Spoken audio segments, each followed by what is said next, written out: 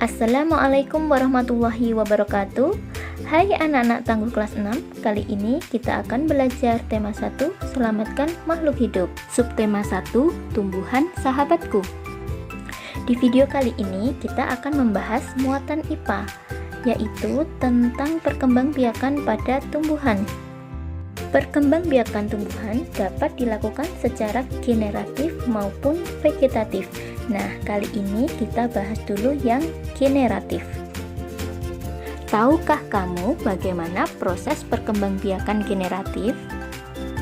Namun, sebelum itu, yuk kita amati bagian-bagian bunga berikut ini. Bunga dibedakan menjadi bunga lengkap dan bunga tidak lengkap. Untuk bunga yang lengkap, maka bunga itu memiliki mahkota bunga, benang sari, putik, bakal biji, kelopak, dasar bunga, dan tangkai bunga. Sedangkan pada bunga tidak lengkap tidak memiliki satu atau beberapa bagian bunga. Perkembangbiakan generatif adalah perkembangbiakan yang terjadi melalui peleburan sel kelamin jantan dan sel kelamin betina. Alat perkembangbiakan tumbuhan adalah bunga. Bunga memiliki benang sari sebagai alat kelamin jantan dan putik sebagai alat kelamin betina. Cara perkembangbiakan generatif pada tumbuhan adalah melalui bijinya. Perhatikan bagan proses perkembangbiakan generatif berikut. Perkembangbiakan generatif pada tumbuhan diawali dengan penyerbukan. Penyerbukan adalah jatuhnya serbuk sari ke kepala putik. Setelah terjadi penyerbukan, pada serbuk sari tumbuh buluh serbuk sari yang menuju ke ruang bakal biji. Kemudian serbuk sari akan masuk ke ruang bakal biji melalui buluh serbuk sari. Selanjutnya, di ruang bakal biji akan terjadi peristiwa pembuahan. Pembuahan adalah ketika serbuk sari melebur dengan sel telur. Dari pembuahan tersebut akan menghasilkan zigot. Kemudian zigot tumbuh menjadi embrio atau tunas tumbuhan di dalam biji. Biji kemudian berkembang menjadi buah. Biji yang ditanam akan tumbuh menjadi tumbuhan baru. Tumbuhan baru ini akan menjadi dewasa dan akan menghasilkan biji kembali. Pada peristiwa penyerbukan, tumbuhan dibantu oleh angin dan juga serangga, contohnya seperti lebah dan kupu-kupu. Peristiwa ini ternyata sudah tertulis di dalam Al-Quran surat Al-Hijr ayat 22. Wa arsalna riyaha lawaqiha, artinya dan kami telah meniupkan angin untuk mengawinkan. Macam-macam penyerbukan ada 4. Penyerbukan sendiri, penyerbukan tetangga, penyerbukan silang, dan penyerbukan bastar. Penyerbukan sendiri terjadi ketika serbuk sari jatuh di kepala putik pada bunga yang sama.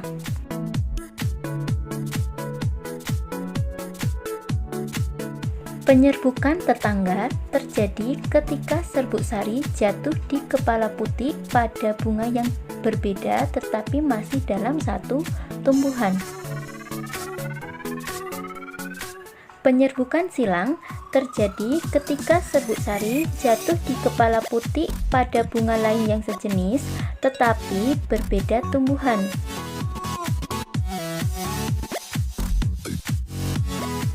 Penyerbukan bastar terjadi ketika serbuk sari jatuh di kepala putik pada bunga yang berasal dari tumbuhan yang varietasnya berbeda.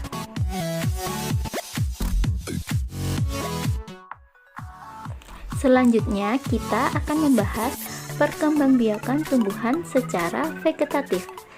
Perkembangbiakan secara vegetatif terjadi tanpa adanya peleburan antara sel kelamin jantan dan sel kelamin betina.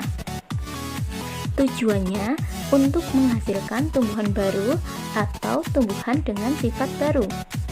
Perkembangbiakan vegetatif dapat terjadi secara alami maupun buatan.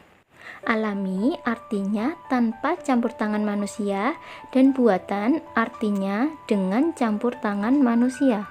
Perkembangbiakan vegetatif secara alami dapat terjadi dengan tunas, tunas adventif, umbi lapis, umbi batang, umbi akar, geragi, akar tinggal, spora, fragmentasi, dan membelah diri. Perkembangbiakan dengan tunas ini maksudnya tunas yang tumbuh dari pangkal tumbuhan akan tumbuh menjadi individu yang baru. Contoh tumbuhan yang berkembang biak dengan tunas misalnya tebu, pisang, dan bambu. Ada juga yang namanya tunas adventif. Artinya tunas tersebut muncul di bagian selain pangkal tumbuhan. Misalnya, tunas yang ditemukan di bagian tepi daun disebutnya tunas adventif daun, sedangkan yang ditemukan di bagian akarnya disebutnya tunas adventif akar. Contoh tunas adventif daun yaitu cocor bebek. Untuk contoh tunas adventif akar yaitu sukun dan juga pohon cemara. Yang selanjutnya, umbi lapis. Umbi lapis itu merupakan batang di dalam tanah yang tertutup lapisan daun berdaging. Contoh tumbuhan yang berkembang biak dengan cara umbi lapis antara lain bawang merah, bawang putih, bawang bombay, lili, dan bakung. Selanjutnya adalah umbi batang. Umbi batang adalah batang yang tumbuh di dalam tanah dan ujungnya itu menggembung. Umbi batang ini berfungsi untuk menyimpan cadangan makanan, juga bisa untuk berkembang biak karena terdapat mata tunasnya. Contohnya seperti ubi jalar, kentang, kemudian talas. Selanjutnya, umbi akar. Umbi akar adalah akar yang membesar berisi cadangan makanan. Jika umbi ditanam bersama pangkal batang, maka akan tumbuh tunas. Contoh tanaman yang berkembang biak dengan umbi akar antara lain wortel, bengkoang, dan lobak. Selanjutnya, geragi atau nama lainnya stolon. Geragi adalah batang yang tumbuh mendatar di atas permukaan tanah. Pada ruas-ruas batang terdapat akar yang akan tumbuh menjadi tunas baru. Contoh tumbuhan yang berkembang biak dengan geragi yaitu stroberi, pegagan, rumput teki, dan semanggi. Selanjutnya, akar tinggal atau rizoma. Rizoma adalah batang yang tumbuhnya menjalar di dalam tanah. Tumbuhan yang berkembang biak dengan rizoma yaitu tumbuhan rimpang-rimpangan seperti jahe, lengkuas, temulawak, kunyit, kemudian alang-alang, dan sansevieria. Spora. Spora ini adalah inti sel yang telah berubah fungsinya menjadi alat perkembangbiakan. Spora ukurannya sangat kecil dan bentuknya seperti biji. Contoh tumbuhan yang berkembang biak dengan spora yaitu jamur, lumut, dan tumbuhan paku-pakuan. Fragmentasi. Fragmentasi adalah cara perkembangbiakan dengan cara memotong bagian tubuhnya sendiri. Kemudian, potongan bagian tubuh tersebut akan membentuk individu yang baru. Contohnya, Oscillatoria. Membelah diri.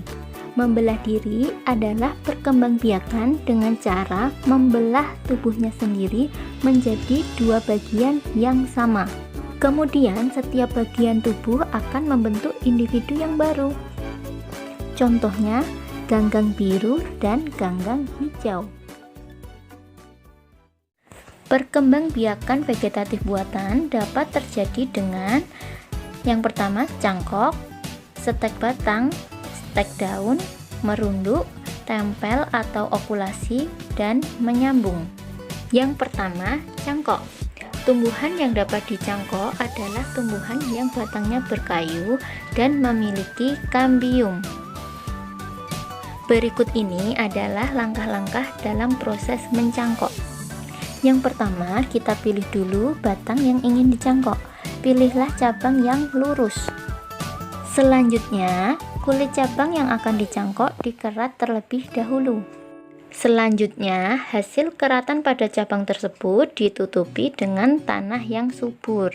Setelah itu dibungkus menggunakan plastik atau bisa juga menggunakan sabut kelapa. Nah, dari cabang tersebut akan tumbuh akar pada kulit cabang yang dicangkok.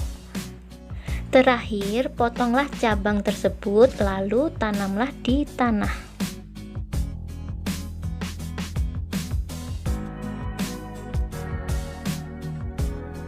Selanjutnya, stek. Stek adalah memperbanyak tumbuhan dengan cara menanam bagian tertentu dari tumbuhan tanpa menunggu tumbuhnya akar. Stek dibedakan menjadi 3, yaitu stek batang, stek daun, dan stek akar. Stek batang dilakukan dengan cara memotong batang tumbuhan, kemudian menanamnya di dalam tanah. Contoh tumbuhan yang dapat dikembangbiakan dengan stek batang, misalnya ketela pohon, tebu, dan juga kangkung.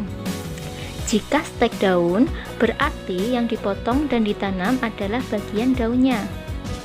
Contoh tumbuhan yang dapat dikembangbiakan dengan stek daun, misalnya begonia, sri rejeki, dan juga cocor bebek. Selanjutnya, stek akar. Stek akar ini sebenarnya belum banyak dilakukan karena hanya tumbuhan tertentu yang dapat di stek akarnya. Contoh tumbuhan yang dapat di stek akarnya misalnya cemara dan sukun. Merunduk. Tumbuhan yang berkembang biak dengan merunduk biasanya memiliki ranting yang rendah, panjang, dan mudah dibengkokkan ke tanah. Jika ranting tersebut dibengkokkan ke dalam tanah dengan ujung terlihat ke permukaan tanah, maka di bagian yang tertimbun tanah akan tumbuh akar.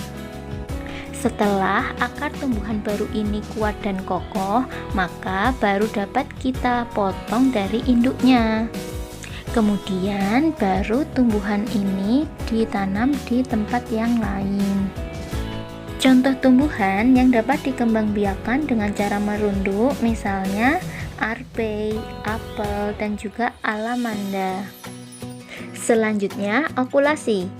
Okulasi ini sebenarnya tidak bertujuan untuk memperbanyak tumbuhan, tapi okulasi ini memiliki tujuan untuk menggabungkan sifat-sifat unggul dari dua jenis tumbuhan sebagai tumbuhan yang baru. Okulasi dilakukan dengan cara menempelkan mata tunas pada batang tumbuhan sejenis yang akan dijadikan induk atau batang bawah. Yang terakhir, menyambung. Menyambung ini memiliki tujuan yang sama seperti okulasi.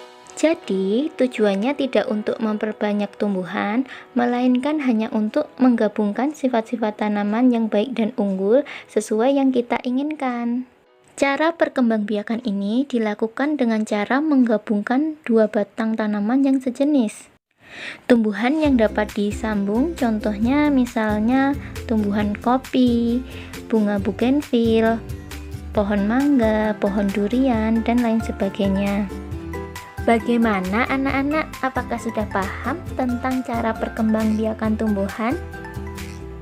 Jika ada yang belum paham, silahkan ditanyakan kepada wali kelasnya masing-masing. Sekian dulu ya video kali ini. Wassalamualaikum warahmatullahi wabarakatuh.